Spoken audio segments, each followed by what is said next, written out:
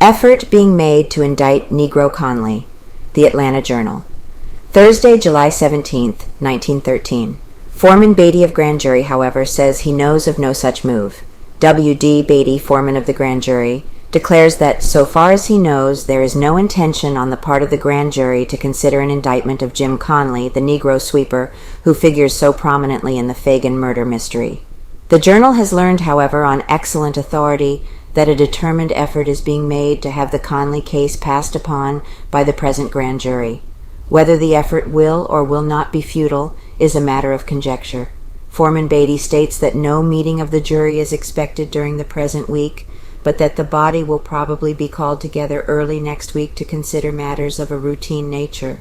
Solicitor General Hugh M. Dorsey is said to be making every effort to block the proposed indictment of Conley, who will be used as the principal witness against Leo M. Frank when he faces a jury probably a week from next Monday. The present grand jury has not been called together since its organization several weeks ago, but it is known that a number of its members think that despite the attitude of the solicitor, a meeting should be called, and the evidence against Conley, including the confessions of complicity, submitted for the jury's consideration.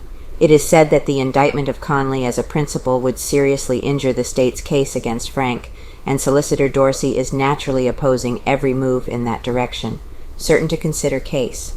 The present grand jury was organized early in July, but since the organization meeting, its members have never been called together. In the past, the majority of grand juries have met weekly.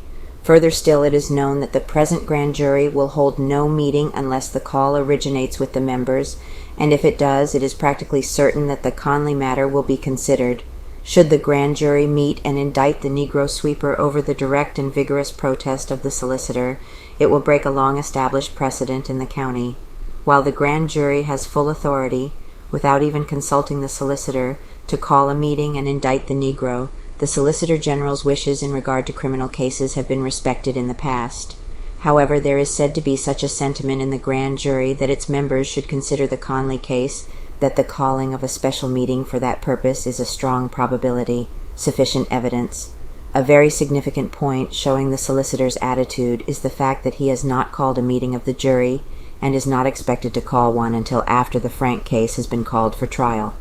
Following the trial of the Frank case, the indictment of Conley, either as an accessory or as a principal, is certain. After the Frank trial, the solicitor himself will present the case against the Negro to the grand jury. There is no question about the fact that there is now sufficient evidence against Conley for the grand jury to indict him. It can be shown that he was in the factory on the day Mary Phagan was killed, and his admissions of complicity to the detectives and his alleged admission of the crime to W.H. Mincy would be sufficient to warrant a bill.